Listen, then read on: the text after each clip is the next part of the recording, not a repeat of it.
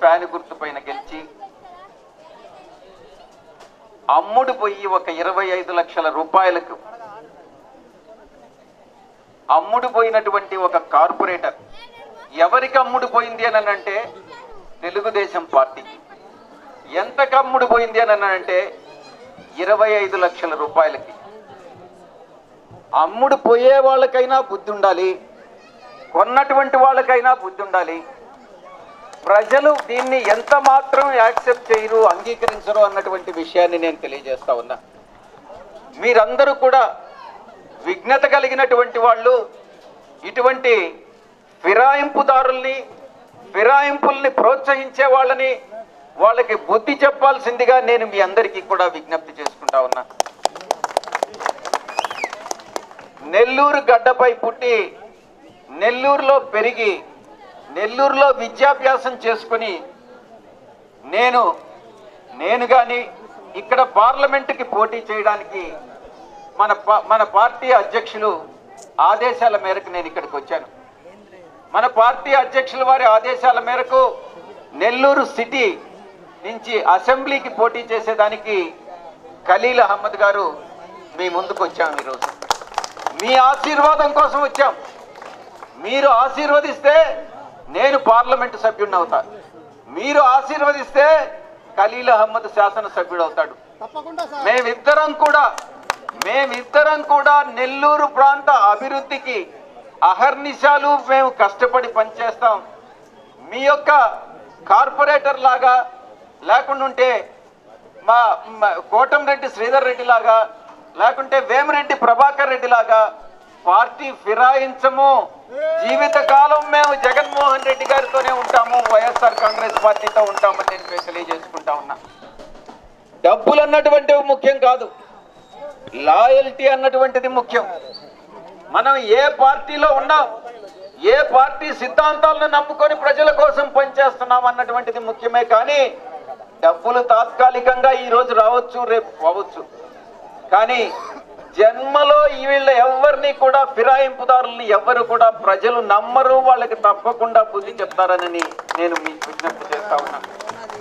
నేను ఒకటే చెప్తా ఉన్నాను, ఈ యొక్క రంగనాయక స్వామి సాక్షిగా నేను కానీ ఖలీల్ అహ్మద్ కానీ తుది శ్వాస వరకు మీరు పార్లమెంటుగా నన్ను ఎన్నిక చేసుకుంటే, శాసనసభ్యుడిగా ఖలీల్ అహ్మద్ని ఎన్నిక చేసుకుంటే మా తుది శ్వాస వరకు మీ యొక్క సమస్యలను పరిష్కరిస్తూ మీ సేవలో ఉంటామన్నటువంటి విషయాన్ని నేను తెలియజేసుకుంటా ఉన్నా. ఇక టీడీపీ అభ్యర్థుల విషయానికి వస్తే నారాయణ అన్నటువంటి అతను ఒక సంపన్నుడు, ఎంతమందినైనా కొనగలడు, డబ్బుతో ఎంతమందినైనా కొనగలడు. కానీ మీ మనసుల్ని కొనలేడు అన్నటువంటి విషయాన్ని తెలియజేస్తాను. మీ కార్పొరేటర్ని కొని ఉండొచ్చు, కానీ మీ కార్పొరేటర్ని ఎవరైతే ఎన్నుకున్నారో ఆ ప్రజలను కొనడం అన్నటువంటిది అసాధ్యం అని నేను మనవి చేస్తా ఉన్నా.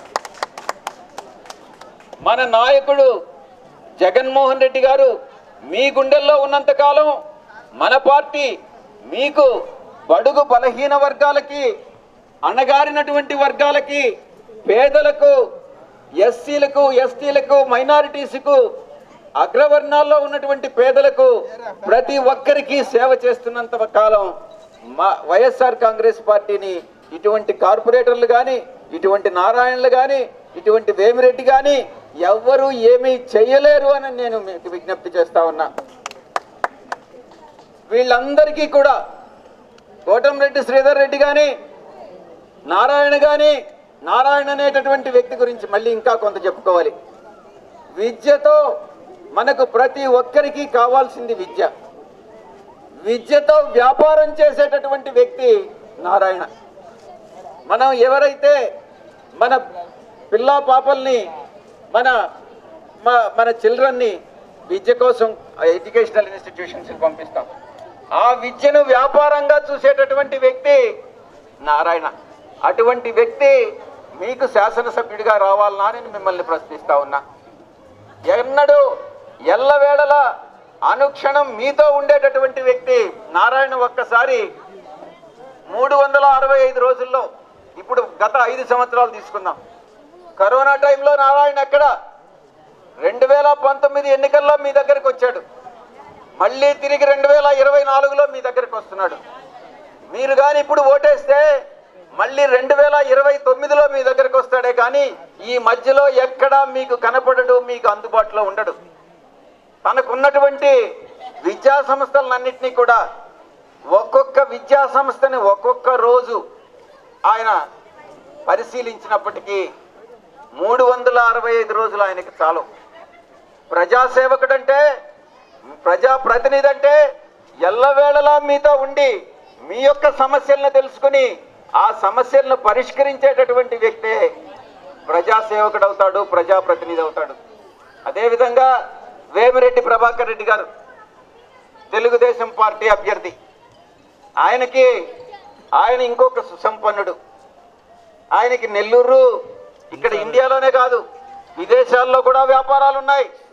Nellore, Visakhapatnam, Vijayawada, Hyderabad, Madras, Singapore, Dubai, Indonesia, Africa దేశాల్లో ఆయనకి నివాసాలు ఉన్నాయి. ఆయనకి ఈ దేశాలు అన్నిటిల్లో వ్యాపారం ఉంది. ఇక ఈ వ్యాపారం చేసుకుంటూ మీకెక్కడ సేవ చేస్తాడు అని నేను ప్రశ్నిస్తా ఉన్నా. కాబట్టి మీతో ఎల్లవేళలా నేను ఉంటానని, ఖలీల్ అహ్మద్ ఉంటారని మీ అందరికీ కూడా తెలియజేసుకుంటా ఉన్నా. బాబు పంచను చేరినటువంటి ఈ యొక్క స్వార్థపరులందరూ కూడా ఎక్కడెక్కడ ఎవరెవరు స్వార్థపరులు ఉన్నారో, ఎక్కడెక్కడ ధనవంతులు ఉన్నారో వాళ్ళందరినీ కూడగట్టినటువంటి ఆ యొక్క నాయకుడు చంద్రబాబు నాయుడు.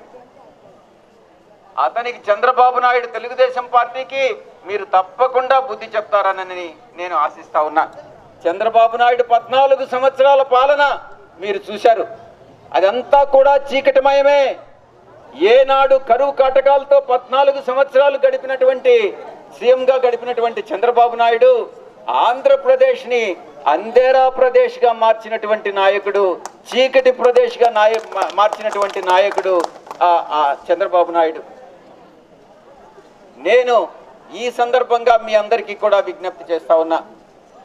నేను కానీ పార్లమెంటు సభ్యుడిగా, నేను మీ యొక్క శాసనసభ్యుడిగా ఖలీల్ అహ్మద్ ఈ ప్రాంతాన్ని, నెల్లూరు పట్టణాన్ని, నెల్లూరు పార్లమెంటు జిల్లాని అభివృద్ధి చేస్తాం. నెల్లూరికి విమానాశ్రయాన్ని తీసుకొస్తాం. 2 నౌకాశ్రయాలు ఉన్నాయి, విమానాశ్రయాన్ని తీసుకొస్తాం. మళ్ళీ ఇంకొక ఔటర్ రింగ్ రోడ్డు వేయిస్తాం. మనకు మున్సిపల్ డ్రైనేజీని అభివృద్ధి చేస్తాం. నారాయణ చెప్తా ఉన్నాడు 5200 కోట్ల రూపాయలు ఖర్చు పెట్టాను నేను నెల్లూరు మిందానని. ఎక్కడ పెట్టావు నారాయణ అని ప్రశ్నిస్తున్నా. 5200 కోట్లలో నీ జోబులోకి ఎంత వేసుకున్నావు, నువ్వు ఎంత మిగిల్చుకున్నావు? ఎక్కడ అభివృద్ధి పనులు జరగలేదు కానీ నీ ప్యాకెట్లు అయితే నిండిపోయినాయి అని అన్నటువంటి విషయాన్ని నేను తెలియజేసుకుంటా ఉన్నాను. మీరు ఒక్కసారి అవకాశం ఇవ్వండి, మరొక్కసారి అవకాశం ఇవ్వండి. తప్పకుండా మనం ఒక నెల్లూరు అభివృద్ధికి, నెల్లూరు జిల్లా అభివృద్ధికి ఒక మేనిఫెస్టో తయారు చేసుకుంటా ఉన్నాం. ఇక్కడ స్పోర్ట్స్ కాంప్లెక్స్ని 150 ఎకరాల్లో ఆటలన్నింటినీ కూడా అభివృద్ధి చేస్తాం.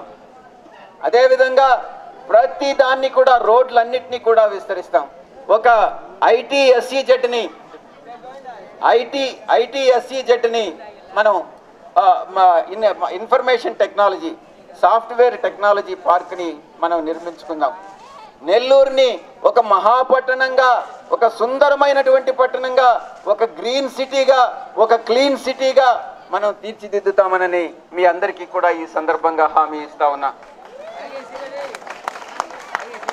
ఇక్కడ ఎక్కువ యాక్సిడెంట్స్ జరుగుతున్నాయనని ఇక్కడ ఒక అండర్ పాస్ కన్స్ట్రక్ట్ చేయాల్సిందిగా 13వ వార్డులో కూడా విజ్ఞప్తి చేయడం జరిగింది.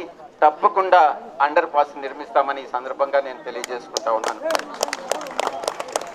ఇక వాలంటీర్స్ విషయంకి వస్తే, మనం ఒక వ్యవస్థని జగన్మోహన్ రెడ్డి గారు నిర్మించారు, వాలంటీర్ వ్యవస్థ. ప్రతి 50 గృహాలకి ఒక వాలంటీర్ని నియమించారు. ప్రతి గ్రామాలకన్నిటికీ గ్రామ సచివాలయాన్ని కన్స్ట్రక్ట్ చేశారు. ఎవ్వరు కూడా సిటీకి రావాల్సిన అవసరం లేదు, రాజధానికి రావాల్సిన అవసరం లేదు, వాళ్ళ ఊరు నుంచే, వాళ్ళ సచివాలయ పరిధి నుంచే వాళ్ళు పనులు చేసుకోవచ్చు అన్నటువంటి సదుద్దేశంతో. కానీ ఈరోజు చంద్రబాబు నాయుడు ఏం చేశాడంటే ఎలక్షన్ కమిషన్కి ఒక పిటిషన్ పెట్టించాడు.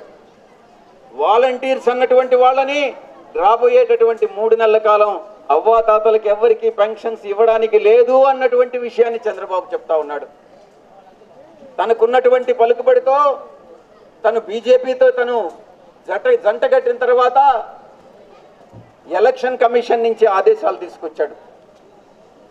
ఎలక్షన్ కమిషను వాలంటీర్లని రాబోయేటటువంటి ఎలక్షన్ కోడ్ ఉన్నంత కాలం ఎవరు వాళ్ళు విధులను నిర్వర్తించకూడదు అన్నటువంటి ఆంక్షలు విధించడం జరిగింది. దీన్ని బట్టి చంద్రబాబు నాయుడు ఎంత దుర్మార్గుడో మీకు అందరికీ కూడా అర్థమవుతా ఉంది. ఎవరైతే అవ్వాతాతలు వాళ్ళ ఇళ్ల నుంచి బయట రాలేరో వాళ్ళందరికీ కూడా వాలంటీర్స్ వాళ్ళ ఇళ్లకు వెళ్ళి పెన్షన్స్ ఇస్తూ ఉన్నారు.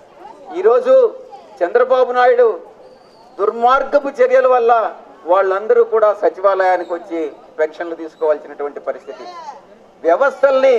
వ్యవస్థల్ని నిర్మూలించడమే చంద్రబాబు నాయుడు తన ధ్యేయంగా పెట్టుకున్నాడు అన్నటువంటి విషయం ఈ సందర్భంగా నేను తెలియజేస్తా ఉన్నా.